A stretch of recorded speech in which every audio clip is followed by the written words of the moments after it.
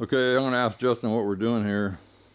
What did we do and what are we doing? So we got done sanding down the car. Now we're fixing body lines. What do you mean sanding it down? Sanded down all the old paint, got it out of the way.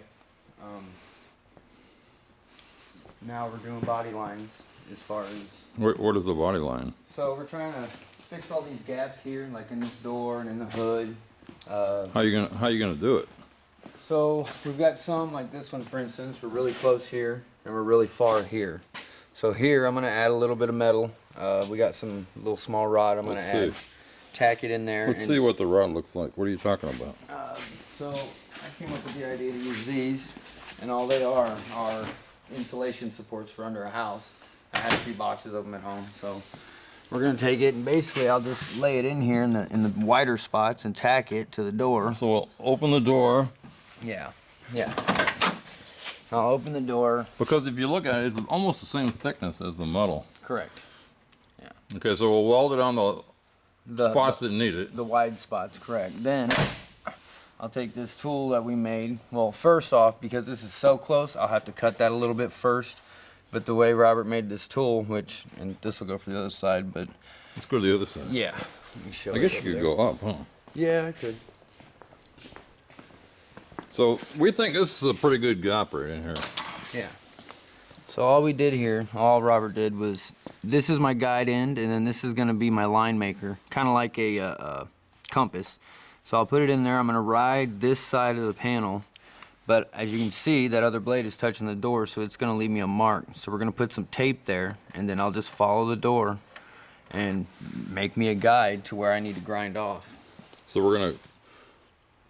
he's going to mark it with tape, then we're going to grind to the tape, and where it's low, I guess he already said it. Yeah, and where the gaps are, we'll add a piece, and then I'll add the piece first because when I go to grind this, I'm sure there'll be a bit extra on that bar. We don't know exactly, the perfect measurements of the spacing, so. Well, we're picking one. So the way we made this tool, I mean, I've been watching YouTube. I'm just going to talk about this.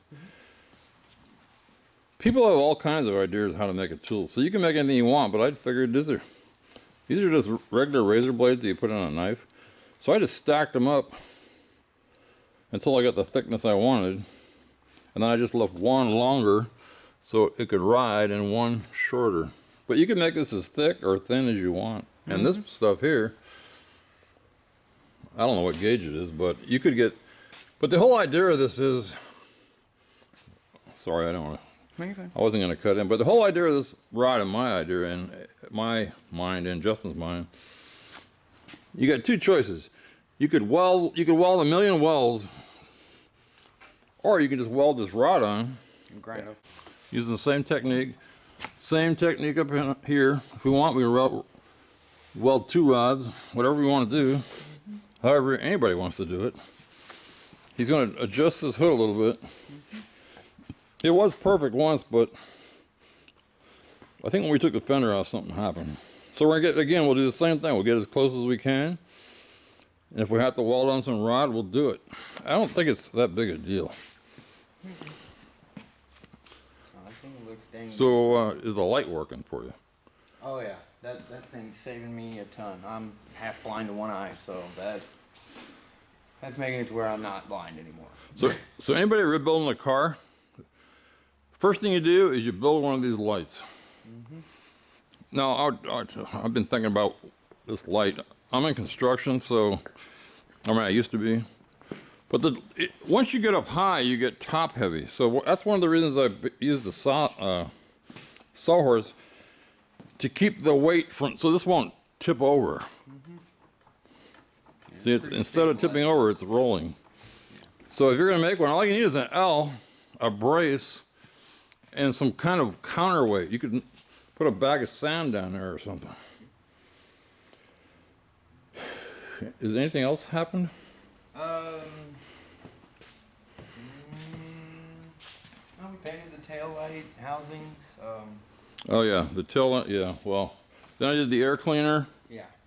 And the primer coat. shaker. The shaker. Primer coat.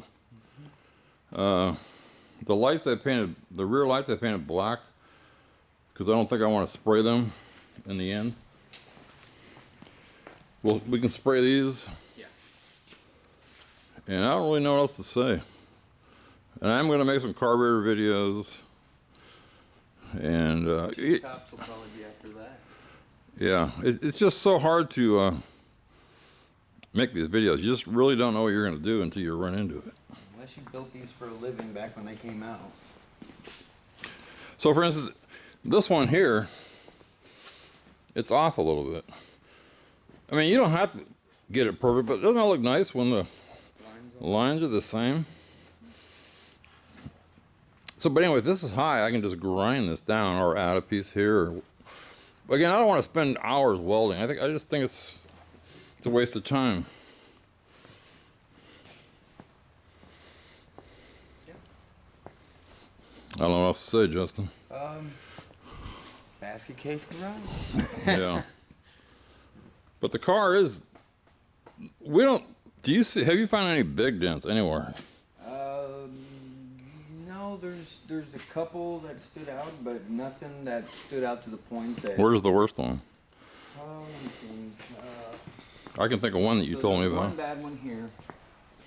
That one's pretty decent in my opinion, just because of where it's located. We've got this low spot here, which was a high spot, so that was, we tapped it in to make it a. These are the only ones you can see. Right. You were saying something over here was Yeah, bad. so the only thing here is this line, in my opinion, needs to be higher to line up with the door. And since the door lines up with this panel perfectly, that's the line I want to fix. Alrighty, so what we're going to do here is try to adjust our welder to where I don't burn through the door panels on the car itself. So we've got an extra door panel here. I've already cleaned up my edge. I gauged this steel.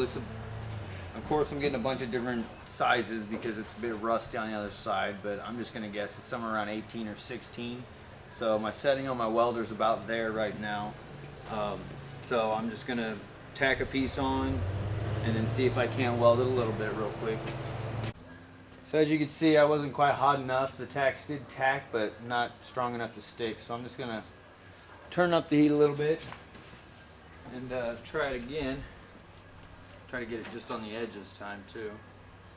Doesn't help any I'm using this edge. I might flip over that other edge there.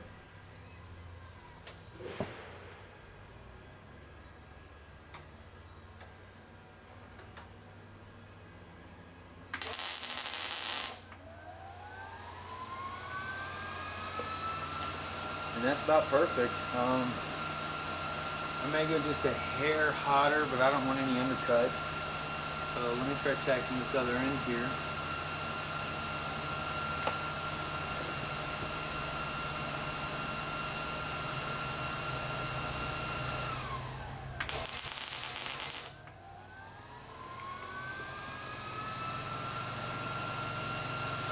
Yeah.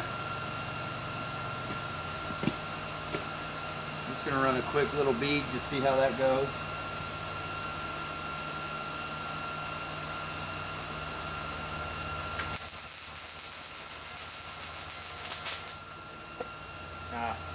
I blew through there. So at the heat I'm at right now, which if you've got a Miller-Matic 211, I think I'm almost dead on the 4 with the 16 gauge. Now I did burn through right here, which you probably can't see, and I don't know how to work the remote, it quit working on me.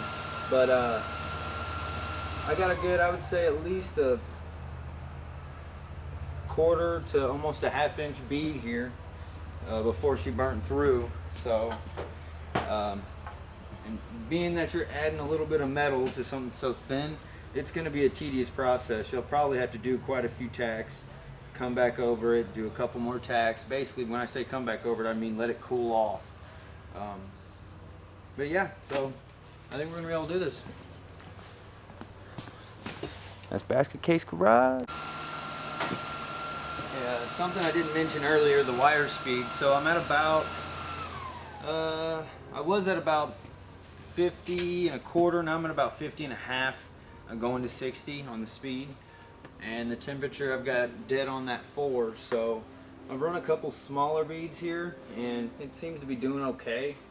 I'm going to run a couple more real quick.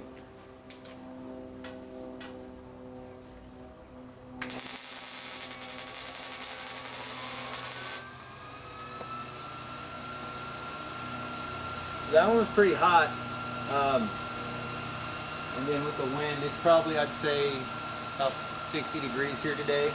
So that's cooling off fairly quickly and staying cool long enough that I can run a bead about 1 inch long.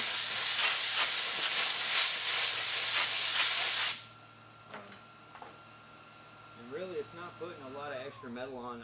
Of course, there's going to be some grinding involved, but it's not going to. I think it's going to work pretty well.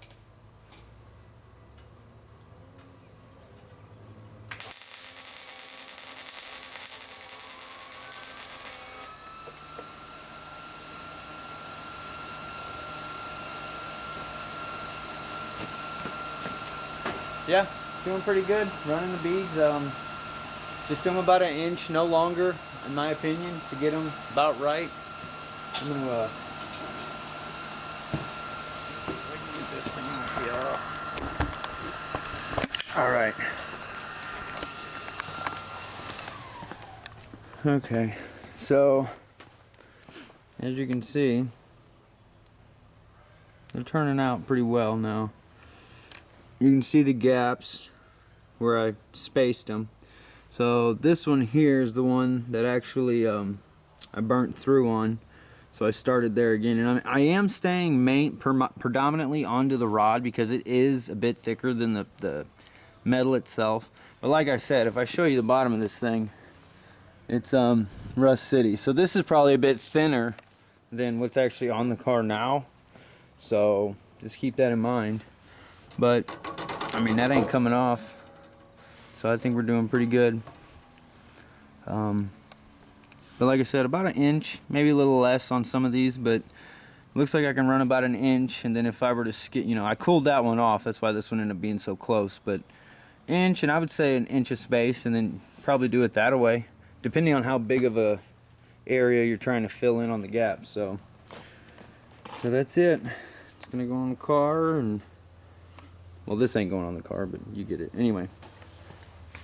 Alright, bye. Okay, so I continue to keep trying on it and seeing different methods. So that's the tack method.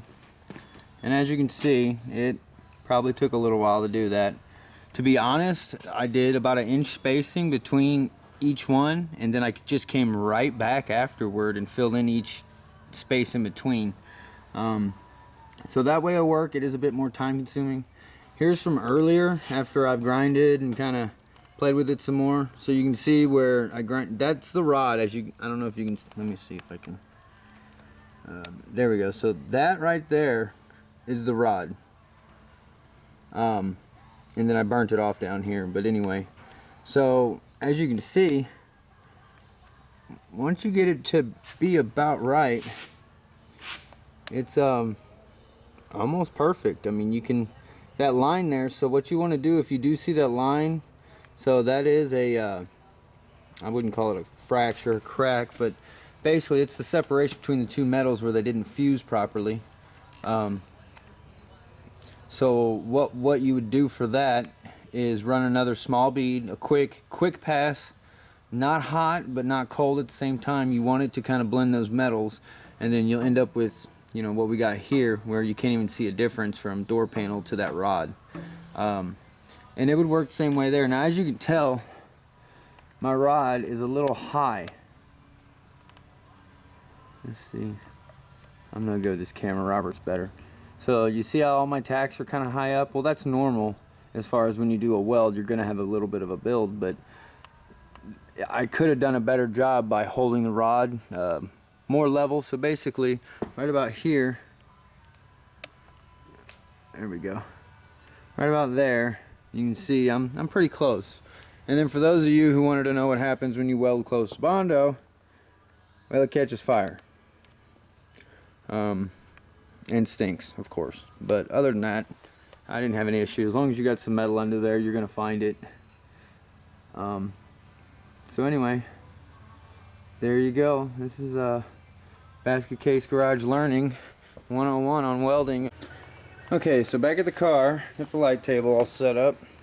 Got my ground on here. So what I did is I took two small lengths of the rod there and basically just kind of, let me move this, judged it, and I left that extra on purpose because what I'm going to do, at least my plan is, I'm going to cut it at the same angle this gap's going and use those two pieces for the hood here, because as you can see the hood had some rust that they took care of and left it a bit short.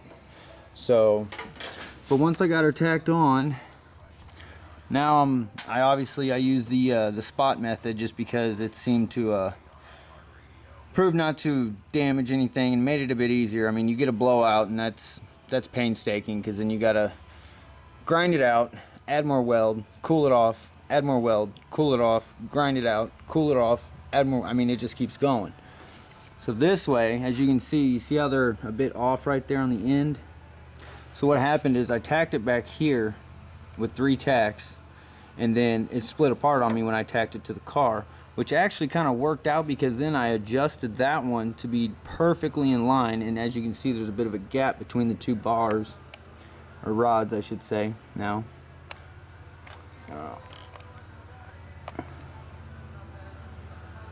See the gap? So what I'll do now, I cooled it off, I got my air here. So I cooled it off, and now I'm going to go back through and just spot all those gaps. I'll take my flap disc, because I don't want to grind, I don't want to leave big gouges in the car. I mean, we're getting to the finished spot. So I'm gonna flap disc it till it's nice and flat. Go back over with some more welds to fill all in any of them cracks that we talked about before, and yeah, that should be about it.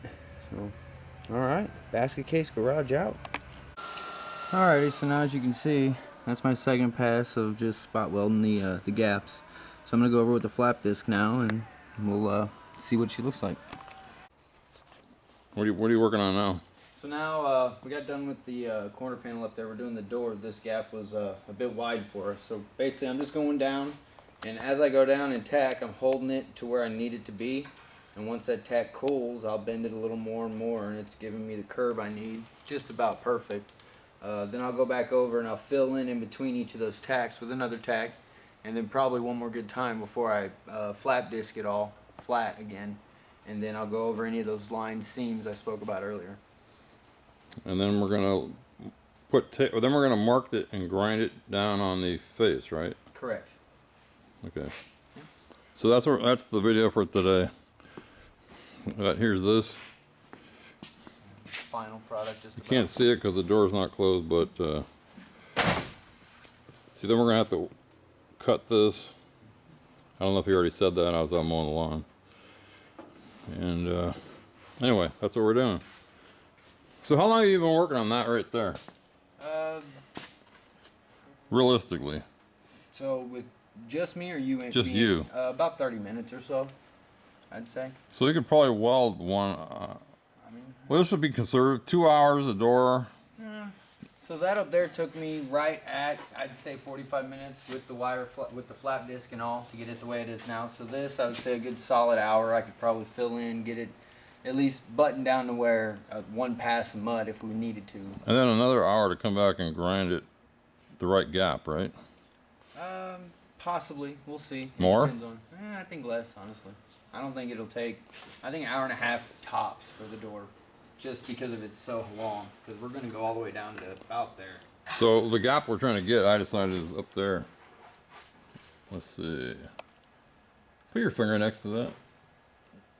It's about 3/16. Mm-hmm. And the I don't know if you said this, but the car is on the ground. Yes. You can't do gaps when the car's up.